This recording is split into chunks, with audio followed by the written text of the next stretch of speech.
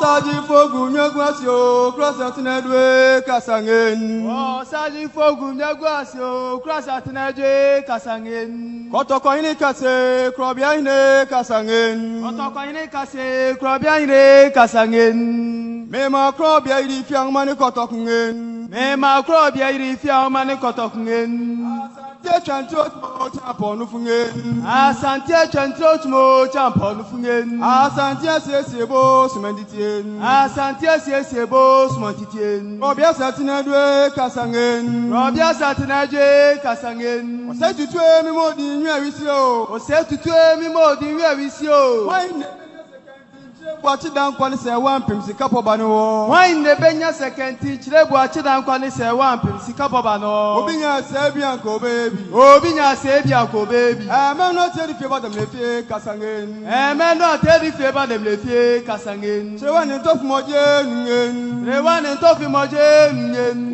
Dadi otmo champon fungen. Odofo dadi otmo champon fungen. Ose tutwe mi modi nwe wisio. Ose tutwe mi modi nwe wisio. O person ade nya dine ne nkabom chechire wasante man nyina. O person ade nya dine ne nkabom chechire wasante man nyina. Obi nya se bi anko baby. Obi nya se bi anko baby. Dagwa bakana ne flampo no damle farisi. Dagwa bakana ne flampo damle farisi. Me mo jabindo da ko yadungen. Me mo jabindo da ko yadungen. Ose tutwe mi modi nwe wisio. Ose tutwe mi modi nwe wisio. O person ade nkabom nya sumdwe ba wasante man ni Ghana man nyina. O person na di nkabom nya sumdwe ba wasante man ni Ghana man nyina. Obi nya se bi anko baby. Obi nya se bi anko baby. Wa saji fogu nyagwasingen. O saji fogu nyagwasingen. Tinedwe kasangen. O grasa tinedwe kasangen. O kubedi atobreba de blefa kunyagwasi ajumna chemera. Jump. Wo saji fogu nyagwasio cross tinedwe kasangen. O saji fogu nyagwasio cross tinedwe kasangen. Kotoko ini kase krobia ine kasangen. Kotoko ini kase krobia ine kasangen. Mema krobia iri fiang mani kotokungen. Mema krobia iri fiang mani kotokungen. Asante chantrot mo champonu fungen. Asante chantrot mo champonu fungen. Asante sesebo sumenditien. Asante sesebo sumenditien. Krobia satinedwe kasangen. Krobia satinedwe kasangen. Ose tutwe mi modi nwe wisio. Ose tutwe mi modi nwe wisio. Watch down kwani se wan pim sika poba no. Wan ne benya sekenti chire bu achi dan kwani se wan pim sika poba no. Obi nya se bi anko baby. Obi nya se bi anko baby. Me no tell if you about them le fie kasangen. Me no tell if you about them le fie kasangen. Chire wan ntof moje ngen. Chire wan ntof moje ngen. Dadi otmo champon fungen. Odofo dadi otmo champon fungen. Ose tutwe mi modi nwe wisio. Ose tutwe mi modi nwe wisio. O person ade nya dine ne nkabom chechire wasante man nyina. O person ade nya dine ne nkabom chechire wasante man nyina. Obi nya se bi anko baby. Obi nya se bi anko baby. Dagwa bakana ne flampo no damle farisi. Dagwa bakana ne flampo damle farisi. Me mo jabindo da ko yadungen. Me mo jabindo da ko yadungen. Ose tutwe mi modi nwe wisio. Ose tutwe mi modi nwe wisio. O person ade nkabom nya sumdwe ba wasante man ni Ghana man nyina. O person na di nkabom nya sumdwe ba wasante man ni Ghana man nyina. Obi nya se bi anko baby. Obi nya se bi anko baby. Wa saji fogu nyagwasingen. O saji fogu nyagwasingen. Tinedwe kasangen. O grasa tinedwe kasangen. O kubedi atobreba de blefa kunyagwasi ajumna chemera.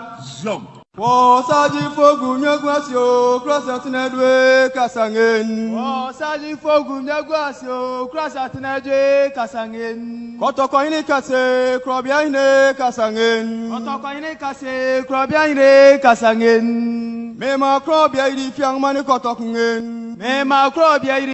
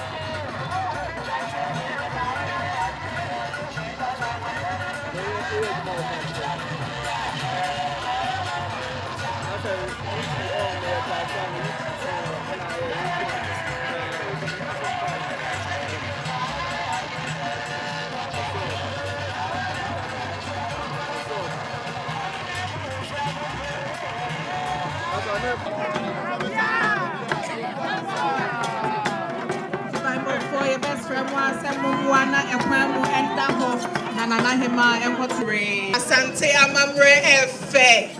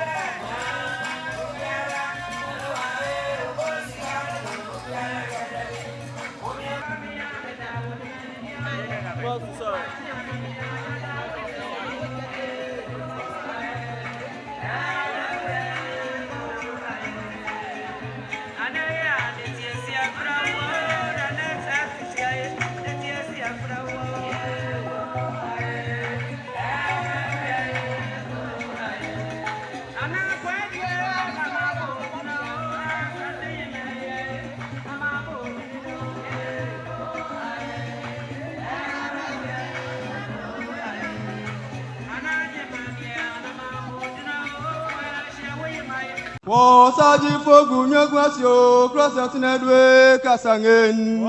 Saji fogu nyagwasio krasa tinedwe kasangen. Kotoko ini kase krobia ine kasangen. Kotoko ini kase krobia ine kasangen. Mema krobia iri fiang mani kotokungen. Mema krobia iri fiang mani kotokungen. Asante chantrot mo champo nufungen. Asante chantrot mo champo nufungen. Asante sesebo sumenditien. Asante sesebo sumenditien. Krobia satinedwe kasangen. Krobia satinedwe kasangen. Ose tutwe mi modi nywe wisio. Ose tutwe mi modi nywe wisio. Buachi dan kwani se wampim sika poba no wo. Wan ne benya sekenti chire buachi dan kwani se wampim sika poba no. Obinya se bia ko baby. Obinya se bia ko baby. Me no tell the favor them le fie kasangen. Me no tell the favor them le fie kasangen. Se wan ntof moje ngen. Se wan ntof moje ngen. Dadi otmo champo nu fungen. Odofo dadi otmo champo nu fungen. Ose tutwe mi modi nwe wisio. Ose tutwe mi modi nwe wisio. O person ade ne adine ne nkabom chechire wasantema nyina. O penso na ade ne adine ne nkabom chechire wasantema nyina. Obinya se bia ko baby. Obinya se bia ko baby. Dago bakana ne flampo no them le farisi. Dago bakana ne flampo them le farisi. Me mo jabindo da ko yadungen. Me mo jabindo da ko yadungen. O se tutwe mi modi nwe wisio. O se tutwe mi modi nwe wisio. O person ade nkabom nya sumdwe ba wasantema ni Ghana man nyina. O penso na ade nkabom nya sumdwe ba wasantema ni Ghana man nyina. Obinya se bia ko baby. Obinya se bia ko baby. O saji fogu nyagwasingen. O saji fogu nyagwasingen. Tinedwe kasangen. O grasa tinedwe kasangen. O kubedi atobreba de mlefa kunyagwasi ajumna chemera. O saji fogu nyagwasio grasa tinedwe kasangen. O saji fogu nyagwasio grasa tinedwe kasangen. Kotoko ini kase krobia ine kasangen. Kotoko ini kase krobia ine kasangen. Mema krobia iri fiang mani kotokungen. Mema krobia iri fiang mani kotokungen. Asante chantrot mo champo nufungen. Asante chantrot mo champo nufungen. Asante sesebo sumenditien. Asante sesebo sumenditien. Krobia satinedwe kasangen. Krobia satinedwe kasangen. Ose tutwe mi modi nywe wisio. Ose tutwe mi modi nywe wisio. Buachi dan kwani se wampim sika poba no wo. Wan ne benya sekenti chire buachi dan kwani se wampim sika poba no. Obinya se bia ko baby. Obinya se bia ko baby. Me no tell the favor them le fie kasangen. Me no tell the favor them le fie kasangen. Se wan ntof moje ngen. Se wan ntof moje ngen. Dadi otmo champo nu fungen. Odofo dadi otmo champo nu fungen. Ose tutwe mi modi nwe wisio. Ose tutwe mi modi nwe wisio. O person ade ne adine ne nkabom chechire wasantema nyina. O penso na ade ne adine ne nkabom chechire wasantema nyina. Obinya se bia ko baby. Obinya se bia ko baby. Dago bakana ne flampo no them le farisi. Dago bakana ne flampo them le farisi. Me mo jabindo da ko yadungen. Me mo jabindo da ko yadungen. O se tutwe mi modi nwe wisio. O se tutwe mi modi nwe wisio. O person ade nkabom nya sumdwe ba wasantema ni Ghana man nyina. O penso na ade nkabom nya sumdwe ba wasantema ni Ghana man nyina. Obinya se bia ko baby. Obinya se bia ko baby. O saji fogu nyagwasingen. O saji fogu nyagwasingen. Tinedwe kasangen. O grasa tinedwe kasangen. O kubedi atobreba de mlefa kunyagwasi ajumna chemera. Saji fogu nyagwasio krasa tinedwe kasangen. Saji fogu nyagwasio krasa tinedwe kasangen. Kotoko ini kase krobia ine kasangen. Kotoko ini kase krobia ine kasangen. Mema krobia iri fiang mani kotokungen. Mema krobia iri fiang mani kotokungen.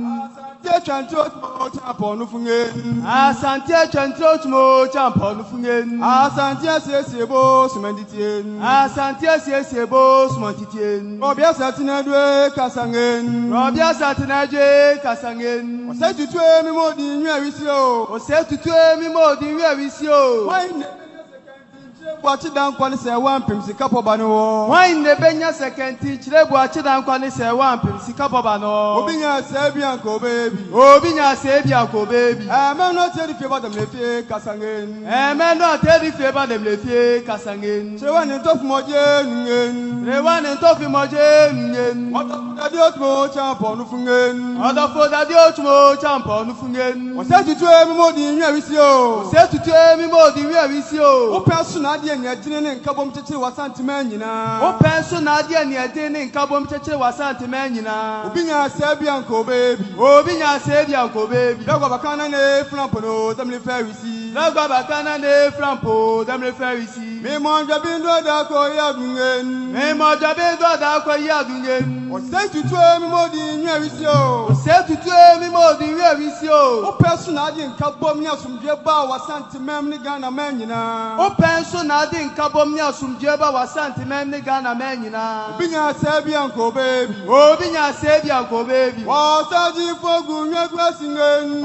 Saji fogu nyagwasingen. Tinedwe kasangen. Krasa tinedwe kasangen. Okubedi atobreba dem le fagu nyagwasi ajumna chemera. Jump. Saji fogu nyagwasio krasa tinedwe kasangen. Saji fogu nyagwasio krasa tinedwe kasangen. Kotoko ini kase krobia ine kasangen. Kotoko ini kase krobia ine kasangen. Mema krobia iri fiang mani kotokungen. Mema krobia iri fiang mani kotokungen. Asante chantrot mo champo nufungen. Asante chantrot mo champo nufungen. Asante sesebo sumenditien. Asante sesebo sumenditien. Krobia satinedwe kasangen. Krobia satinedwe kasangen. Ose tutwe mi modi nywe wisio. Ose tutwe mi modi nywe wisio. Wachi dan kwani se wampim sika poba no wo. Wan ne benya sekenti chire bu achi dan kwani se wampim sika poba no. Obinya se bia ko baby. Obinya se bia ko baby. Me no tell favor dem le fie kasangen. Me no tell favor dem le fie kasangen. Se wan ntof moje ngen. Se wan ntof moje ngen. Dadi otmo champo nu fungen. Odofo dadi otmo champo nu fungen. Ose tutwe mi modi nwe wisio. Ose tutwe mi modi nwe wisio. O person ade ne adine ne nkabom chechire wasantema nyina. O penso na ade ne adine ne nkabom chechire wasantema nyina. Obinya se bia ko baby. Obinya se bia ko baby. Dago bakana ne flampo no dem le farisi. Dago bakana ne flampo dem le farisi. Me mo jabindo da ko yadungen. Me mo jabindo da ko yadungen. Ose tutwe mi modi nwe wisio. Ose tutwe mi modi nwe wisio. O person ade nkabom nya sumdwe ba wasantema ni Ghana man nyina. O penso na ade nkabom nya sumdwe ba wasantema ni Ghana man nyina. Obinya se bia ko baby. Obinya se bia ko baby. Saji fogu nyagwasingen. Saji fogu nyagwasingen. Tinedwe kasangen. Krasa tinedwe kasangen. Okubedi atobreba dem le fagu nyagwasi ajumna chemera. Jump. Saji fogu nyagwasio krasa tinedwe kasangen. Saji fogu nyagwasio krasa tinedwe kasangen. Kotoko ini kase krobia ine kasangen. Kotoko ini kase krobia ine kasangen. Mema krobia iri fiang mani kotokungen. Mema krobia iri fiang mani kotokungen. Asante chantrot mo champo nufungen. Asante chantrot mo champo nufungen. Asante sesebo sumenditien. Asante sesebo sumenditien. Krobia satinedwe kasangen. Krobia satinedwe kasangen. Ose tutwe mi modi nywe wisio. Ose tutwe mi modi nwe wisio. buachi dan kwani se wan pem sika poba no. Why ne benya sekenti chire buachi dan kwani se wan pem sika poba no. Obi nya se bi anko baby. Obi nya se bi anko.